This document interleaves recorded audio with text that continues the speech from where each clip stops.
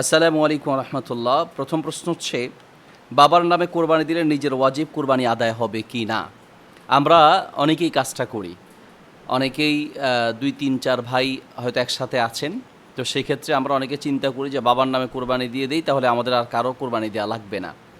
এর উত্তর হচ্ছে, যদি পরিবারের প্রধান বাবা হিসেবে থাকেন, অর্থ সব কিছু যদি বাবার আয়ত্তেই থাকে, তাহলে সেক্ষেত্রে এক পরিবারে যৌথ যারা আছেন, কয়েক ভাই বা ভাই বোন যারাই আছেন, সকলের পক্ষ থেকে যদি বাবা কোরবানি করে দেয় তাহলে কোরবানি হয়ে যাবে। কিন্তু যদি ভাইয়েরা পৃথক পৃথক থাকেন আর সকলে বাবার দায়িত্বে না থাকেন, তাহলে বাবার পক্ষ থেকে কোরবানি দিলেও নিজের কোরবানি আদায় হবে না, কারণ সেক্ষেত্রে অর্থ বা আয় ব্যয় সব কিছু বাবার দায়িত্বে নেই। আর তাছাড়া ভাইয়েরা আলাদা আলাদা থাকে। তো এই সব ক্ষেত্রে হচ্ছে যে, যার উপরে কোরবানি ওয়াজিব তার পক্ষ থেকেই কোরবানি দিতে হবে। আরেকজন বাবা, বড় ভাই বা অন্য কারো পক্ষ থেকে কোরবানি দিলে নিজের কোরবানি আদায় হবে না।